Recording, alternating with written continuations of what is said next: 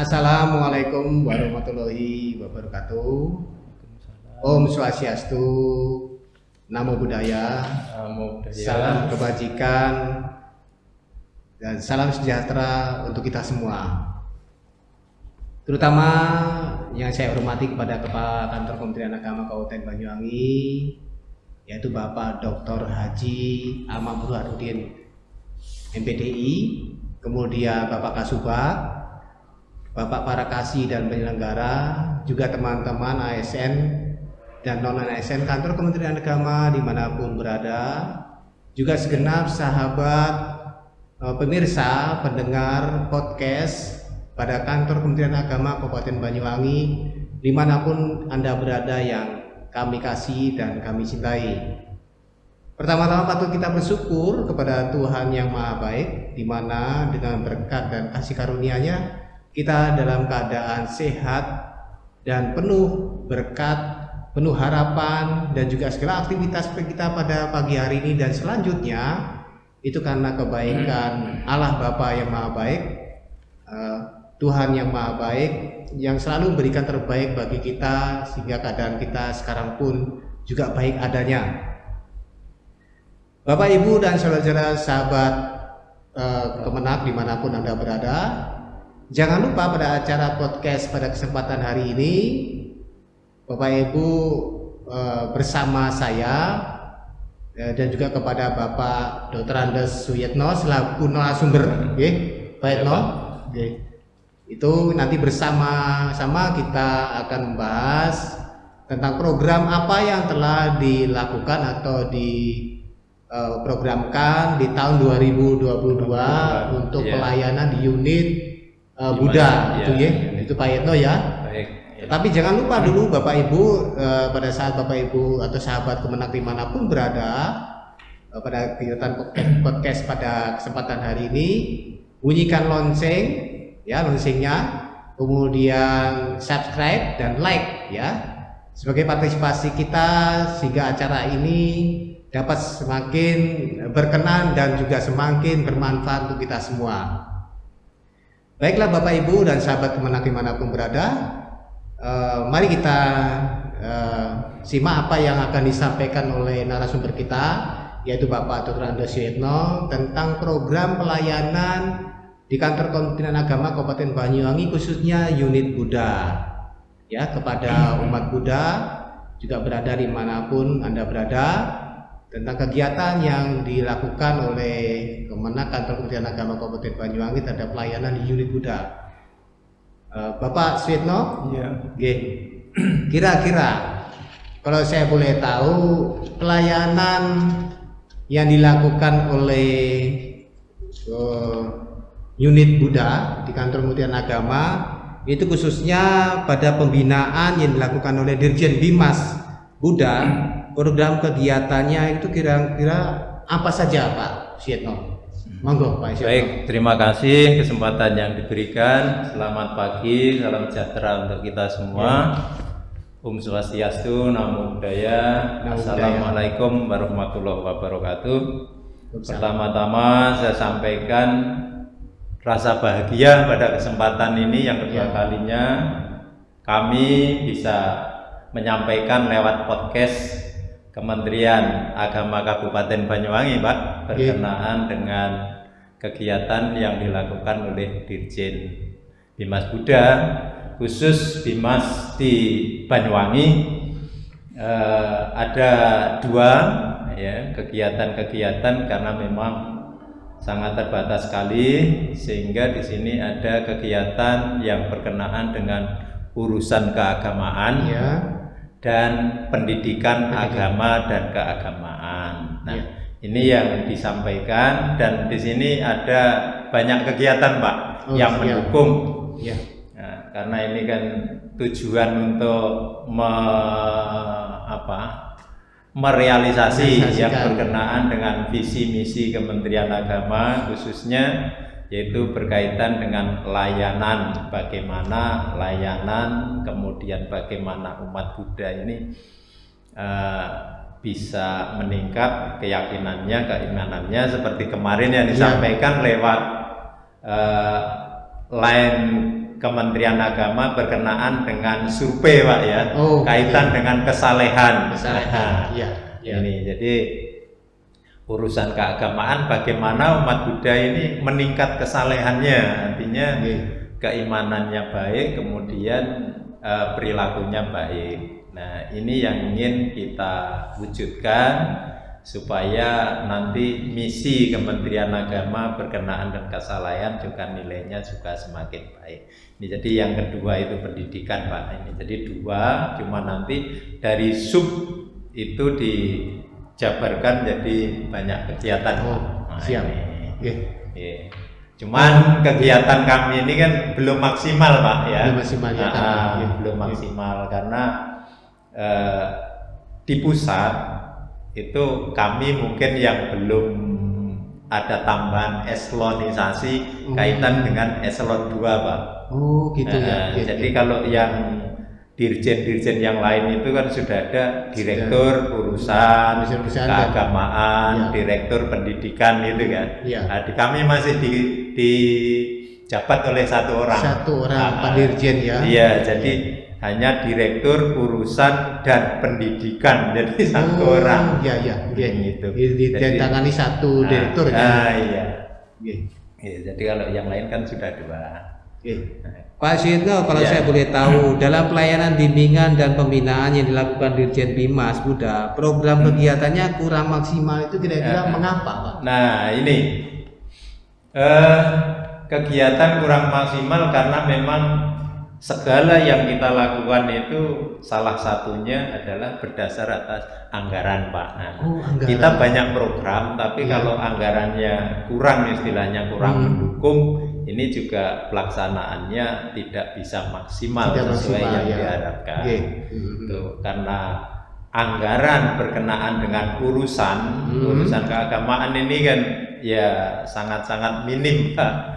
Itu yang yang didapat atau yang diterima oleh Dirjen Bimas Buddha sehingga sampai ke daerah itu belum bisa mencakup secara keseluruhan apa yang diinginkan oleh lembaga keagamaan. Sehingga ya sementara hanya mengcover beberapa saja Pak, nggak sampai sepenuh, jadi belum bisa menampung seluruh harapan dari umat Buddha khususnya.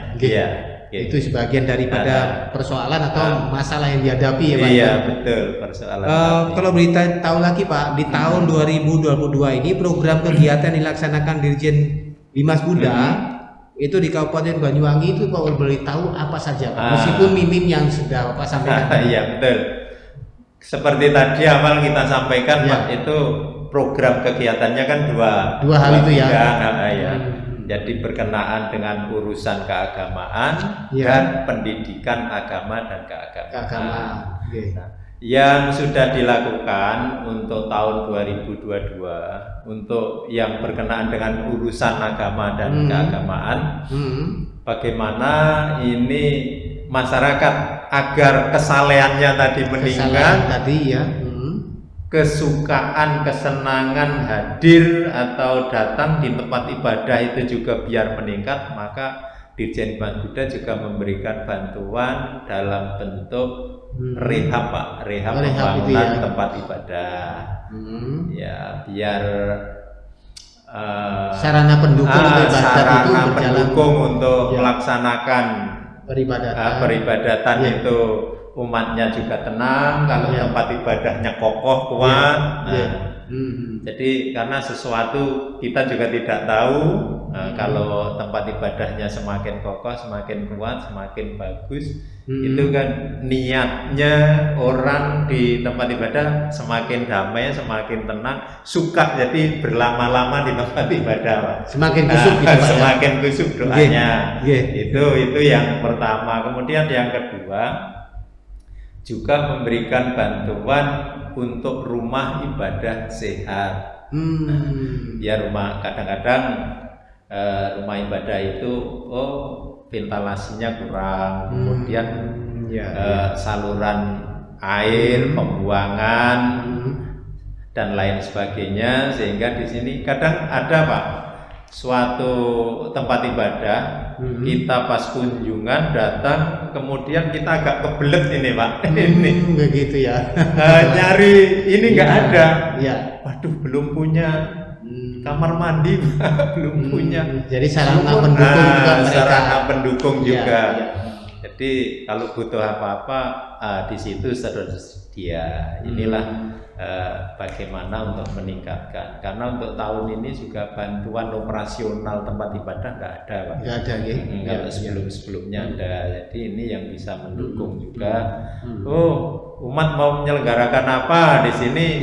Sedikit banyak ada dana untuk apa istilahnya, memberikan daya rangsang, motivasi biar semangat umatnya. Wah, pemerintah, Kementerian Agama membantu untuk itu ya. Ini betul. Kemudian yang kaitannya untuk pendidikan itu karena sementara ini kan penganggaran secara nasional itu kan diambil 20% Pak untuk pendidikan. Sehingga pendidikan agak-agak lumayan banyak ini untuk pelaksanaan anggaran tersebut. Bagaimana supaya sekolah, karena di kami itu kan pendidikan formal masih sangat minim Pak. Yang ada sementara yang paling banyak itu kan non formal, kayak sekolah minggu, yang diselenggarakan ini. Sehingga di sini ya fokus dari Kementerian Agama khususnya bidang Bimas Buddha ini juga berkenaan dengan bagaimana sekolah minggu bisa berkembang ya. Siswa-siswanya semakin giat, semakin semangat. Guru-gurunya, walaupun di sini yang terlibat itu SDM-nya malah bukan dari PNS. Oh, malah dari di luar PNS Pak ya? Dari non PNS ini Pak, yang ngajar di sekolah minggu itu. Kebanyakan non PNS, sehingga yang PNS itu kan melakukan pembelajaran di sekolah yang formal. Nah, karena kami belum punya sekolah formal, sekolah formalnya ya kita nginduk di Diknas. Ya, rata-rata guru-guru kami berada di naungan sekolah dari Diknas. Lalu untuk yang non PNS, berarti diantaranya mereka yang non PNS itu penyuluh yang juga bantu pada saat pembinaan atau pemberian sekolah minggu berarti Pak. Iya, penyuluh non PNS itu ya. Penyuluh non PNS. Kemudian ada guru-guru honorer Pak. Guru honorer yang dari guru dari ini non formal ini dari sekolah minggu. Ini kan ada istilahnya apa ya? Dana. Kalau dibilang honor karena juga belum layak. Kalau sebulan hanya 250.000. Ini jadi ini karena semangat dari teman-teman bagaimana supaya layanan pendidikan di sekolah minggu ini bisa berjalan berkembang. Walaupun 250 itu bukan hal mengendorkan semangat, tetap termotivasi, malah memberikan motivasi semangat yang luar biasa. Ini jadi bagian dari pengabdian Pak. Itu. Pak Yetno, saya terima kasih. Ternyata boleh saya ambil bagian penting dari yang Pak sampaikan tadi. Berarti di unit Buddha itu memang pertama jadi catatan penting yaitu SDM. Itu perlu juga disediakan atau dikatakan kaderisasi SDM yang perlu juga ada, baik itu yang dari PNS ataupun juga non PNS. Dan juga pertama itu, kedua terkait alokasi anggaran Pak Yogi. Mudah-mudahan alokasi anggaran yang Bapak sampaikan tadi dengan acara podcast ini, yaitu Bapak Dirjen Bimas Buddha itu nanti paling tidak merapat barisan Betul, Pak. Itu menangkap sinyal atau harapan dari umat Buddha di garis kabupaten kota yang menjadi ujung tombak nih Pak. Ujung tombak pelayanan, di mana pelayanan Buddha terutama melalui kantor Kementerian Agama ini lebih maksimal. Apalagi sekarang kan Menteri Agama kita itu mengharapkan peningkatan SDM dari ASN, dan juga terutama pengangkatan dari penyuluh non PNS itu sendiri menjadi pelayanan yang membantu di unit-unit keagamaan yang ada di kantor Kementerian Agama, Pak Yitno. Ya untung aja Pak, ini di Kabupaten Banyuwangi ini yang non PNS misalnya ya tenaga-tenaga atau SDM yang berjibaku untuk membantu mengangkat layanan di umat ini. Diantaranya adalah penyuluh agama non PNS yang jumlahnya kurang lebih 25 orang Pak. Sekabupaten Banyuwangi ya. Baik. Itu kalau di apa istilahnya dibagi itu kan per tempat ibadah itu 1 orang. Sedangkan umat ini kan juga ada yang banyak kalau sedikit tapi kalau yang banyak ini juga 1 orang kurang ya. Berarti perlu kerjasama dengan bagian atau pengurus yang ada di tempat ibadat Buddha, pengurus lembaga keagamaan ini Pak. Yang ini juga kita berdayakan untuk memberikan layanan bimbingan pembinaan kepada umat Buddha. Jadi ini kalau gurunya yang PNS non PNS kurang lebih 25. Jadi makanya untuk anak-anak atau siswa yang beragama Buddha ya belum semuanya bisa tercover mendapatkan layanan pendidikan di sekolah formal karena keterbatasan SDM tadi dan jaraknya yang sangat jauh. Nah, umat Buddha ini kan istilahnya sporadis Pak. Di ujung sana ada 1 atau 2 kakak, di sana lagi ada, jadi tidak mengumpul dari satu tempat tidak bisa ngumpul di satu tempat sekolahnya ini, jadi apa istilahnya nyebar ya. Jadi untuk layanannya juga agak susah. Pak Yitno, kalau saya boleh tahu, lembaga katakan pendidikan formal untuk di unit Buddha itu di Banyuwangi ada Pak ya? Kebetulan Pak ini sudah ada, sudah berdiri 2 tahun yang lalu ini. Ya sudah 4 atau 5 tahun kita rintis bersamaan dengan ini Pak Pengawas Pak Sugiyo, pengawas pendidikan agama Buddha. Ini kebetulan di Yosomulyo juga di lingkungan Wihara Dhamma Arja. Di sana ada lembaga pendidikan formal, namun tingkatannya masih dasar Pak. Ini jadi karena di tingkat PAUD. Dia disebut Dharma Seka dia. Iya, Dhamma Seka. Jadi ini tingkatannya masih PAUD. Nah, di pusat sendiri sudah mulai merancang membuat dasar hukum ya untuk keputusan Dirjen dalam rangka untuk bagaimana mewujudkan harapan dari masyarakat dan tokoh-tokoh pendidikan keagamaan Buddha yang ada baik di kota maupun di daerah, supaya ada dasar hukumnya sehingga mereka-mereka ini, tokoh-tokoh ini bisa membentuk atau mendirikan lembaga pendidikan formal yang tingkatnya sudah tingkat SD, SMP maupun SLTA. Ini harapannya. Seperti yang lain Pak, kayak Kristen, Katolik, Hindu sudah formalnya banyak. Kami Buddha yang masih sangat ini bisa dibilang ketinggalan, masih merintis ya. Iya, masih merintis Pak, mengarah ke itu pemenuhan supaya nanti harapan kalau sudah banyak lembaga formalnya paling tidak SDM juga bisa bertambah, output dari sekolah tinggi agama Buddha ini bisa tertampung di situ walaupun tidak sebagai PNS atau ASN. Itu. Ya, Pak Yitno, terima kasih bersama kami dalam acara podcast Kantor Kementerian Agama Kabupaten Banyuwangi, di mana panjang lebar setelah disampaikan Pak Suyitno. Pak Yitno ini selaku penyuluh non PNS yang notabene-nya beliau sebelumnya selaku pembimas di unit Buddha, Bimas Buddha itu di Lampung ya Pak ya. Iya, terakhir di Kemudian Lampung Pak. Di Lampung, Iya. kemudian beliau sekarang di kantor Kementerian Kabupaten Banyuwangi selaku penyuluh non PNS dan sebagai tokoh penggerak memberikan pelayanan khususnya mewakili dari Dirjen Bimas Buddha terhadap pelayanan di unit Buddha khususnya di wilayah Banyuwangi. Iya. Mudah-mudahan materi ini Pak Suyitno Iya.